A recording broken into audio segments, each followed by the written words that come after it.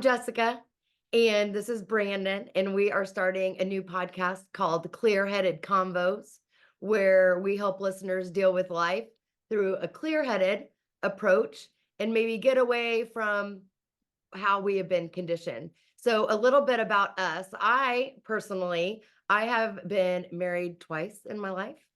Um, I have been single for the past 8 years, where I am basically just a serial dater. All I do is meet new people. It barely lasts one date, hardly ever past one date.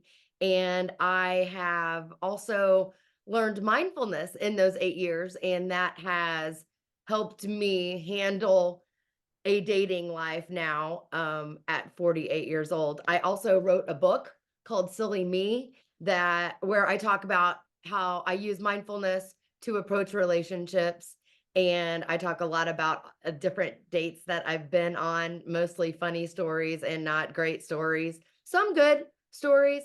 But I am a certified mindfulness coach now. I'm a certified health coach now. I have a book on relationships, and in talking with Brandon about life and how to be a better person, I think I can give our listeners some really good advice on how to be their best selves.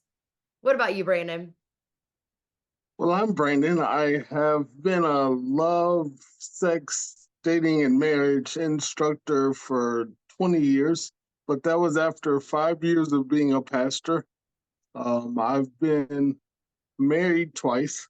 I'm actually currently married, but this time I'm in a polyamorous relationship, which just is the opposite of monogamy, basically. But I was in a relationship with two women for 5 years. Um, and I really study and learn just how to be a better me all the time. And I love concentrating and focusing on what can better us all. And so I really started this podcast to learn just as much as anybody else can learn to better themselves. I want us all to just be the best versions of ourselves.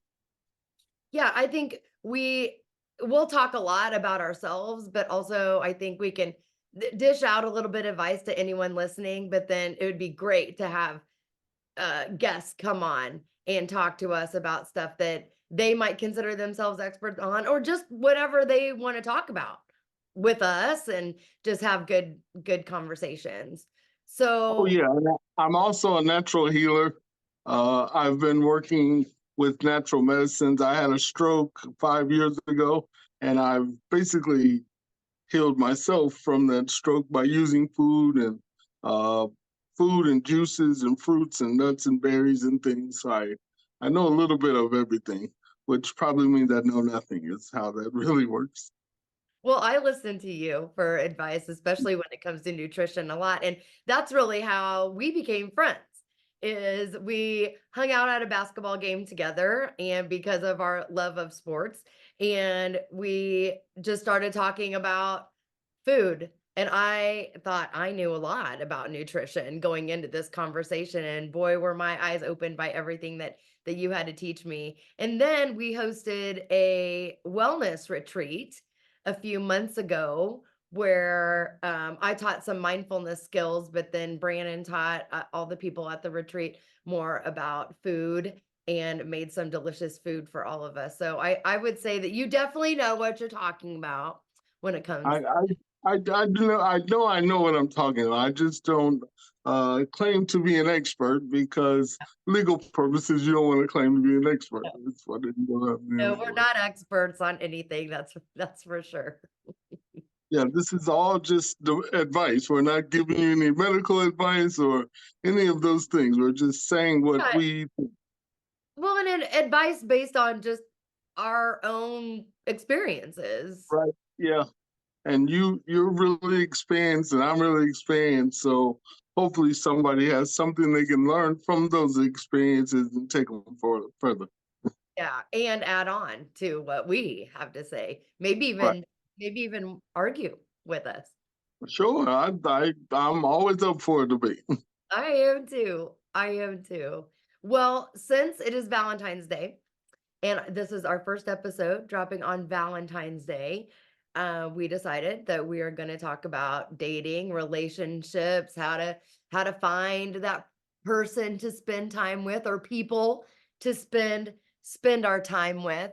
So, how do you um find new people? You are always looking for new people to hang out with, whether it is a friendship or something other than a friendship. So explain a little bit about how you approach meeting new people in your life.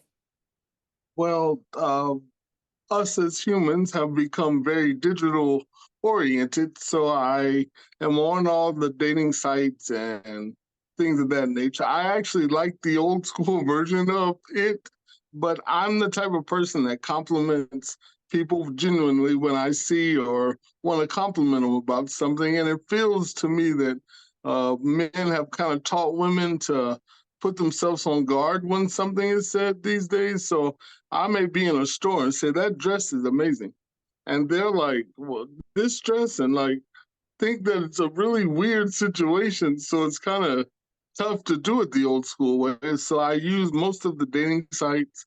Uh, Dating sites are kind of, for me, it feels like we're swimming in a pool full of pee.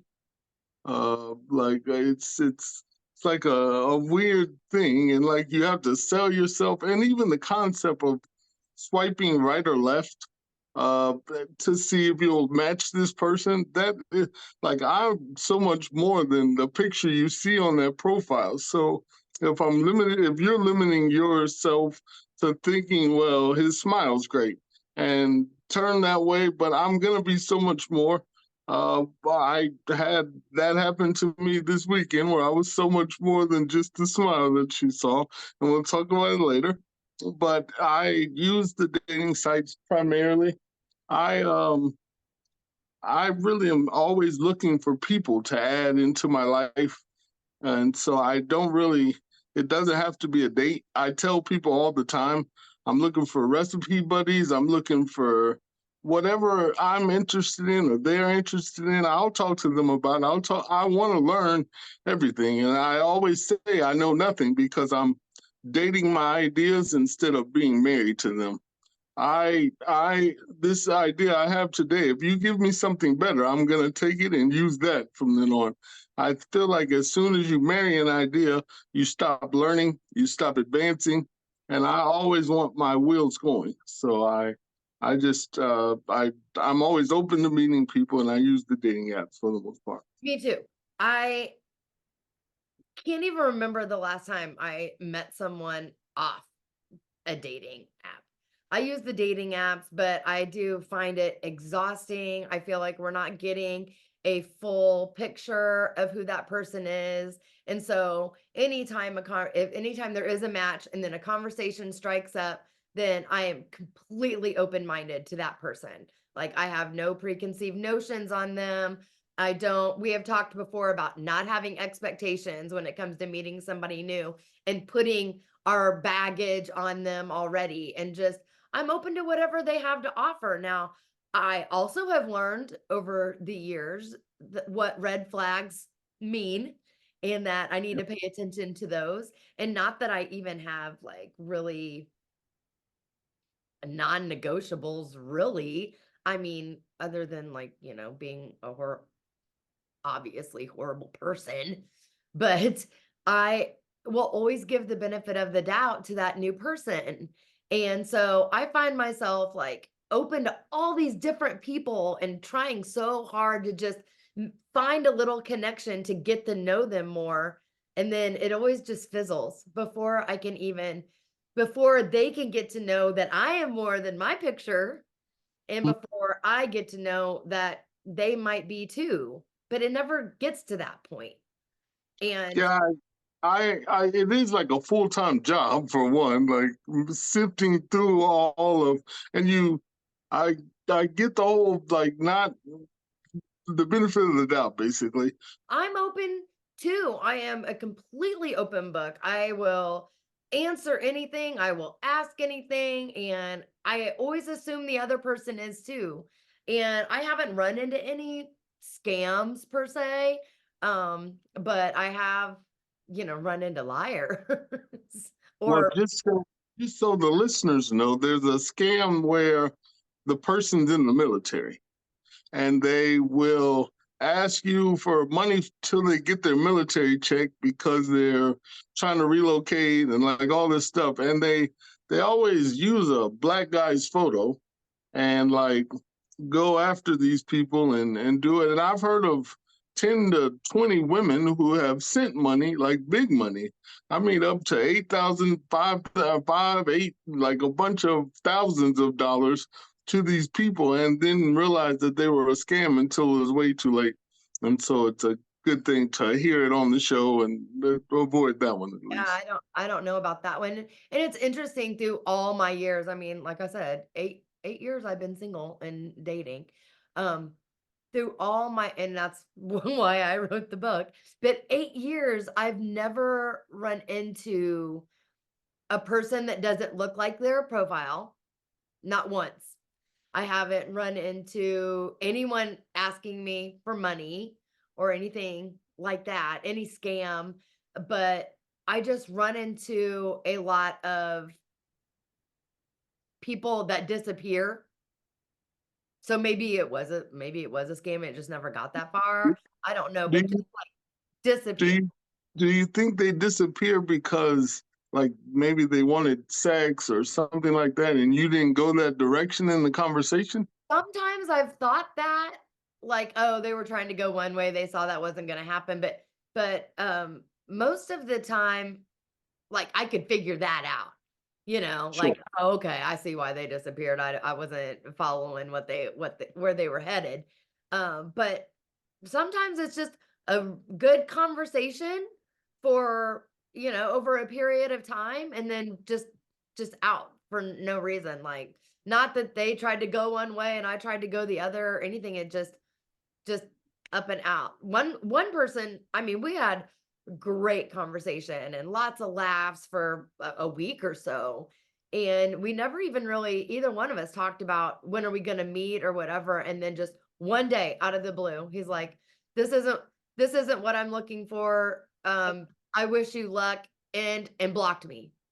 I'm like, Oh, wow. we were just having a conversation about what our favorite chips and candy were yesterday. Like it was just normal banter and then just out. So Are you a I mean, early like there's got to be a reason, but I don't care enough to are find. you a early meter or like do you want to text for a while or have conversation for a while or That's a good question because I see a lot of people put in their profile like, "I'm not looking for a pen pal, just swipe if you don't swipe on me if you just want to talk." I'm like, I don't care either way.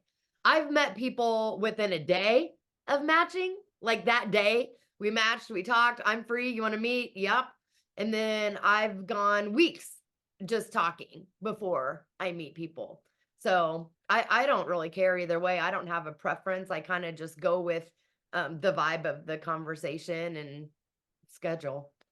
as What Teddy about you? Love as Teddy Love, like in my counseling service, I always taught people to at least talk 12 hours, just because it gives you a kind of baseline of knowing a little more than what I mean. Like I've actually never been catfished. Well, I've showed up and a woman has used pictures of when she was younger or less weight, like I've heard of those that. sort of things, and but not really catfish. They were that person still in the picture.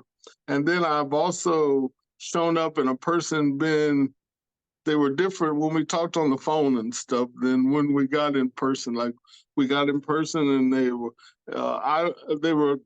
kind of more conservative than what the phone was like and those sort of things. But I've never really ran into any of those problems also. And I don't have a limit on when to talk. I mean, I usually let her decide. When I tell them whenever they're comfortable, then we can meet or whatever the case. My only thing is the wheelchair now. I always I've had How some. does that come I up? When does that come up and how? Yes, that's the problem. I'm still working on that version of things. Okay. So my friends, my best friends, have ghosted me kind of since I had the wheelchair. And so since people really close to me have left since the wheelchair, I mean, like, realistic, you're one of my best friends now, and I met you after the wheelchair, and you just accepted the wheelchair, and it was okay. And so I will save the wheelchair conversation until you get a glimpse of how great I am. And then I'll say, I have something to tell you that people judge me for, but really it's a reflection of who they are. Because the wheelchair doesn't change. I can I can do 95% of all the things that I need to do. And I can even walk 100 feet, but I am in the wheelchair the majority of the time. And if that bothers you, that's kind of weird. Like, some people have high blood pressure or whatever, and you don't just stop talking to them because their blood pressure is high. Like, it's a weird thing. But lately, I've actually run into a string of women who have been like really cool with the wheelchair part of it. Like, well, I don't care that you're in a wheelchair. What does it have to do with me?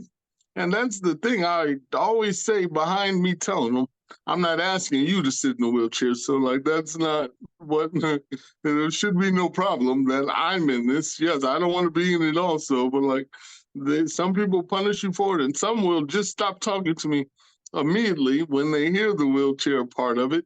And I had one a few weeks ago that was like, "You're an amazing person." Wheelchair conversation came up, and she deleted me and blocked me, and I was like, well, dang, you're not. Like, that's what ended up happening. Like, I know who I am and what I am and all of these things. And so the wheelchair really doesn't change any of that.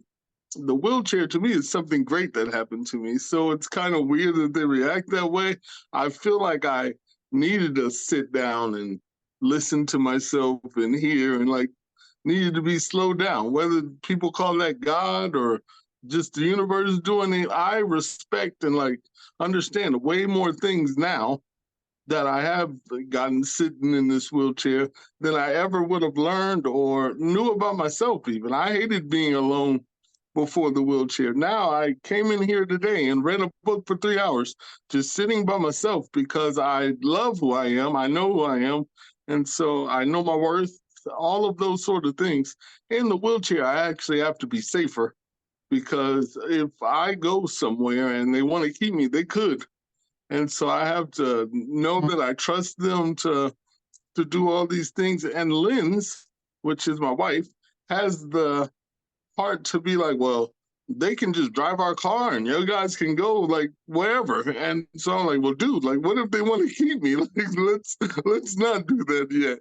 And so it's a tough the wheelchair part of it is a tough way to navigate different things, actually.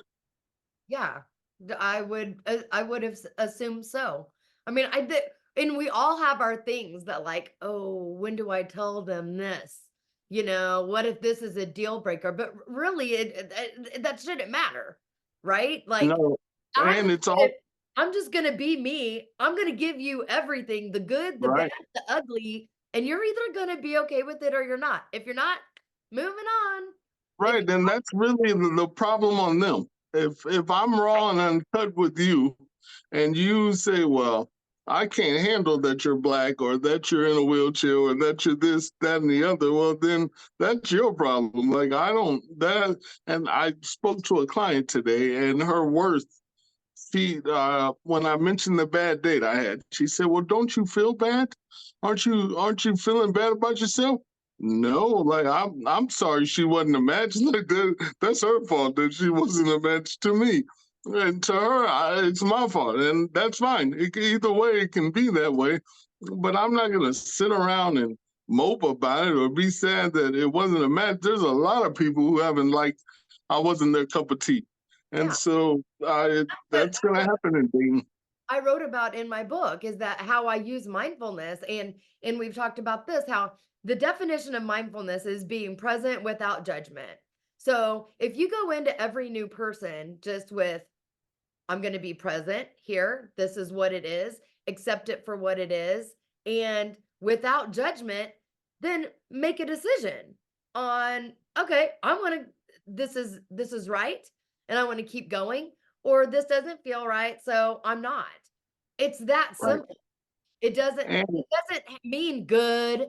take that judgment out. It doesn't mean good. It doesn't mean bad. It doesn't mean they're horrible, you're horrible, or there's anything wrong with either person. It's just you be present and you accept it for what it is, and then you can make an educated decision. I had a criteria before, but it actually never worked for me. And didn't I you Hey, it it's kind of a total make believe thing when you have this criteria. No one ever matches your criteria. And the person working fries today is the one who owns a business in 20 years. So like as soon as well, if you work at McDonald's, I'm not talking to you. Or I mean, any of those, you can have preferences, but you can't really have a say no, on what I that mean, person is or who they're going to be. I can say at 48 years old now that when I was younger, of course I had a list of what I wanted in my Sure. they needed this, and rarely did it ever have anything to do with like car, money, job, or whatever. Lord knows the people I chose didn't weren't up there on that list. Not that it mattered, but just certain things, I remember my friend and I sat down and wrote like down all the things of our perfect person down to what their favorite type of ice cream was and what their favorite outfit was that they wore after work, like just Oh, for wow. fantasy, just fantasy wise, not like what we Sure. were actually out there looking for, but yeah, and we're conditioned to have that perfect person in mind. And then it just comes down to energy. We've talked about that. Just are they giving me the energy that I need to feel better than I did a minute ago? And for me too, I think I do have something on a list, and it is I need them to be open-minded and have awareness. That's very important to me, to have awareness of wanting to be better, that they can always be learning. If they're closed-minded, then that's really that's that really is kind of a non-negotiable for me, I think. The phrase open-minded is so vast though. So like I will be talking to someone and their profile said they're open-minded. I mentioned polyamory and they said, whoa, like and totally turned close. And I'm like, well, I thought you're open-minded. I am, but not to that. Like, and so it's like I get it too, but They like just if you mean think they're open-minded to watching the kind of movies you like, even if they don't like it. right, I also I also like open-minded, or the other one that gets me is actually I was there's a trick that I was gonna teach to anyone that's listening actually. If you have a list, you write down the list and then you have to make yourself everything that's on that list. And that's when you receive that person. And I used to do that all the time. And people would say, well, it's going to take me forever to make this much money or get this much of a car. Well, you only get what you can handle. And that's why me and you can say, well, we're going to give you energy and we want to receive energy like that. I know what I'm giving and I want you to know what you can give back. And so we have to work on ourselves all the time to be those things. You date a reflection of yourself We a also lot. give non-judgmental energy. Yes. And I do expect that in return, and that is hard to find. Sure. Hard to find. When I was telling somebody that I was talking to, like, warning, he was talking about high heels and wanted his girls to wear high heels or whatever. I'm like, I dress very casually. Like, I am usually in a hoodie and joggers and sneakers, and I love my sneakers. And he goes, "Oh, that's not good." And I'm like, "Well, like you don't know me. Like Right. you might really like me in spite of my hoodie collection." Okay. Yeah. So, and that just feels, that's just not the energy that I'm looking for. I want Yeah. everybody to be like, great, because that's what I would say to them. Great. So that's just an example of someone cutting me off completely just in a phone conversation because I told him I wear hoodies and not high heels. And we never even got to actually go on a date where he could have cut me off there. So let's talk about dates, actual dates. And in my book, I do write about using mindfulness and how to navigate this crazy dating world, but I also tell, I think 30, maybe over 30 specific dating stories of guys I've met and what have happened on those dates. So why don't we share some maybe interesting, hopefully not too terrible, and maybe some great dates that we've been on. Why don't you go? I'll actually give two examples, one good and one bad. Okay. I went on a date 6 months ago or so, and she actually wasn't what I would think I'd be attracted to facially, but her conversation was so good that I could not get enough of it.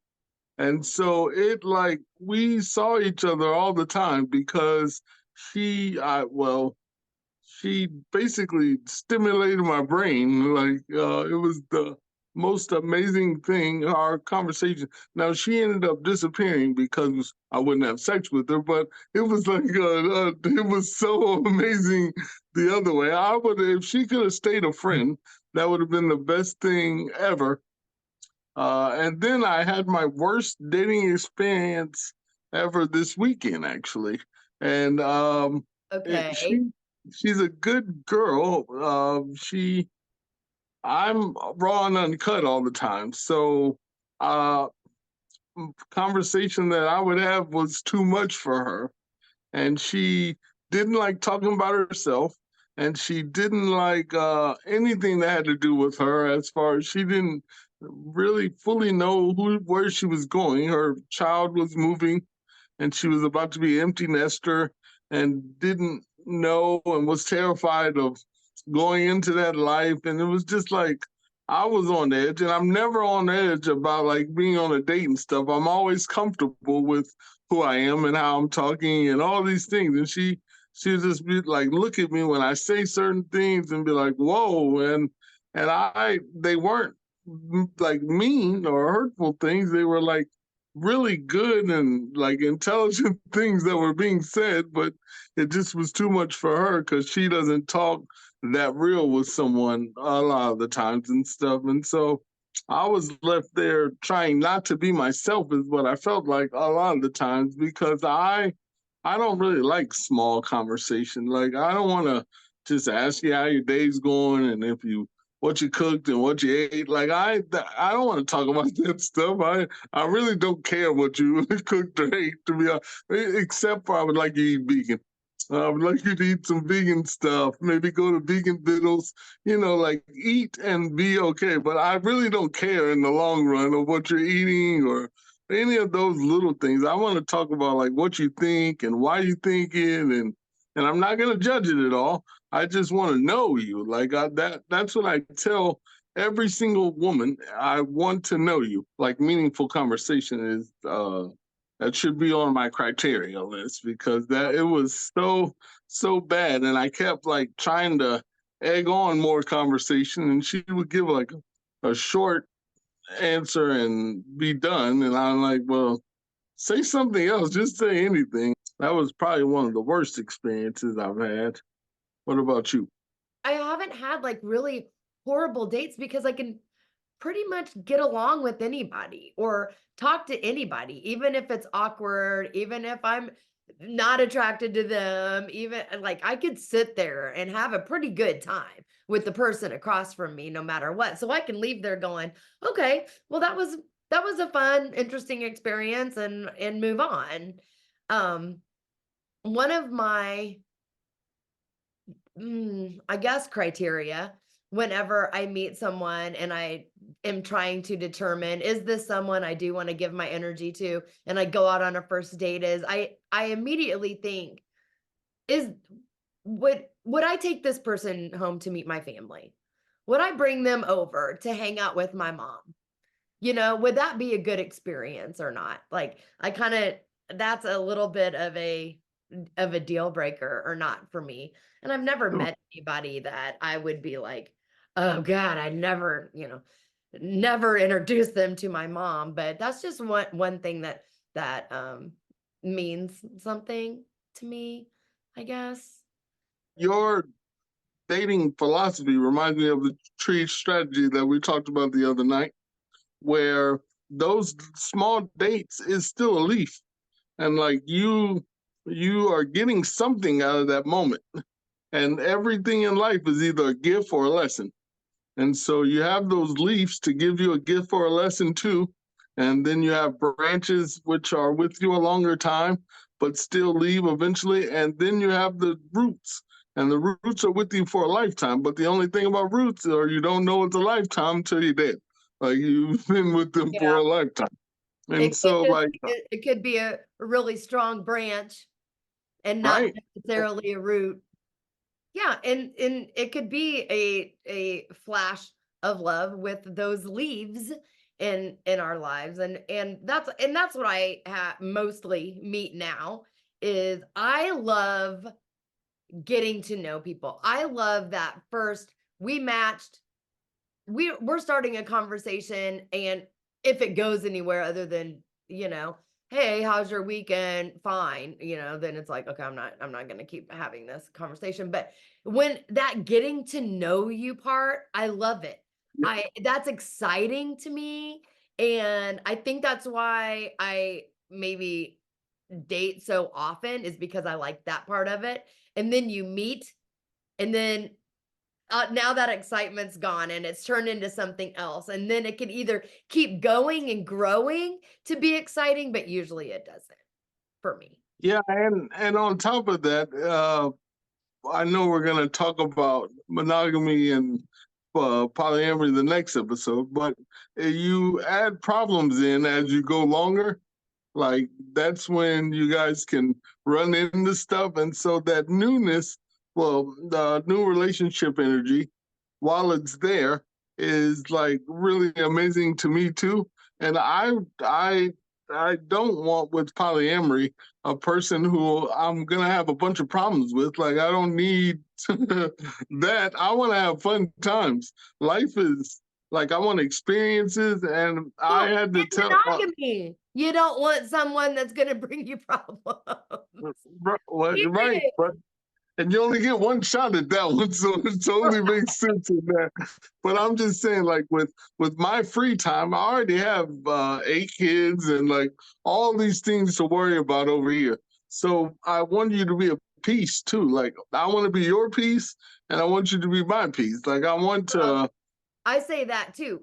I'm busy. I am a busy Oh person. no, you are busy. And You if I take time out of my life and I'm giving up my nap time to hang out with you, and I'm giving you my energy because I feel like that I want to, then it's because I think you can enhance my life and make my life better. And we right? mentioned this the other day, talking how girls are now saying, like, guys, you aren't competing against each other to date us or to be with us. You're competing against us. And I totally Right. believe that. Like when I meet new people, it's not, oh, is he better than him? It's no, can they make my life better than it already is? And that's a pretty high bar because I've got Sure. a pretty good life and I'm pretty happy and I take care of myself and I've got my shit together and for the most part. And if if they can't make my life better, then I don't have time for it. And I don't have room Right. for it. And I certainly don't need any negative energy coming my way. And I don't need people sucking my energy. And I don't need any negativity at all. And so Yeah. it's I hard to think I fight. think that's what dating is supposed to be, and we're as humans so far away from that. Is what I feel like has happened altogether. Like if you, most girls and guys are looking for something specific when they're dating. And something they lack though. Instead of like, I'm whole and I want you to come to me whole, and then we can still add into each other like energy and life and different things that you don't know about that I know about and I know about it, like vice versa and stuff. But when you lack something, if you lack self-esteem and you expect me to be your source of your self-esteem, that is a disaster, like waiting to happen. Because self-esteem is called self-esteem because self is esteemed. And so like it's the weirdest thing that we go in there with confidence, or you say, well, and I get like you say, I want security. Well, go be security for yourself, Right. and then Right. this other person can come to you and add on to that part of it. And Well, so it goes back into the universe gives you what you are. yes, that is huge. And it's about evolving, right? And the tagline of my book is my love life evolved because I evolved. My love life was in shambles for so many decades of my life until I learned how to be whole myself and enjoy being alone and not depending on someone else to be happy and looking for that, I don't know, other half of me. Instead, it was like, no, no, no, no, no. I'm going to be me and I'm going to be happy with me and I'm going to give you this. This is it. Because, I can only get better. I'm only going to get better with Right. every day and new stuff that I learn, and you can be a part of that or not. And if you don't want to be, that's okay. One of the ladies that I talk to every day, she said to me today, uh, how can I get better at self-esteem? And I sent her your book link and she bought it. And I said, that lady is actually the girl that I know that is the most confident in herself and feels comfortable in her skin. And I know a lot of women, but you truly are like the only person I know that is that confident in who you are. And I I appreciate that. appreciate that because it's taken a lot of work to get here. Well, it's really nice, actually. It's part of the reason I like being around you so much, like, because I've always kind of known who I was and like myself all the time, and I didn't need people to be extra. If you thought I needed a nice car, you need to go buy me one then, because Yeah. I'm not worried about what you think I need. I'm Yeah. worried about what I think I need. And And so well, I can say I appreciate that about you too, how like you are just genuine. It like that is the best word I can come up with. Like you don't sugarcoat anything, you just say what you need to say. Um and you're usually right when you do say stuff, but just to in that you are just unapologetically you. And I had I an just I wish had an energy everybody could be like that.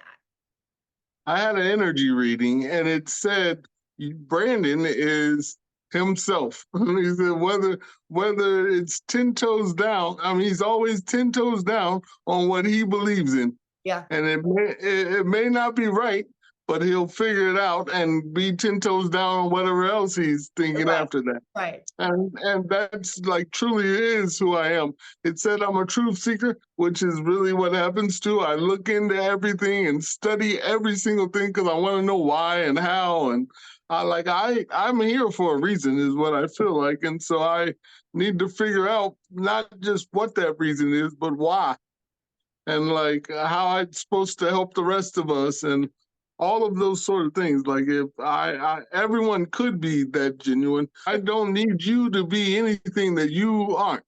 The Yeah. universe wants us to be, I mean, well, it gives who we are and not what we want. And so if I want you to be something or want to find something, I need to become that thing. And that's the main thing, is to worry about yourself and then suit yourself right in line with that thing before you can ever receive it. Okay, so let's talk more about Valentine's Day. But we're gonna go on a date Wednesday, but we like dressed up and went out and did all the thing last Wednesday as a really we celebrate a day called Sweetest Day, and Sweetest Day is non-capitalistic Valentine's Day. Okay. What about you? What are you gonna do? I know you got I exciting plans. I love Valentine's Day. I love everything about it. I love a good card.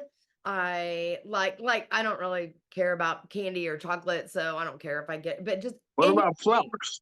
I love flowers, and I know that like Okay. so many people are like, I don't. No, I love flowers. I love getting flowers.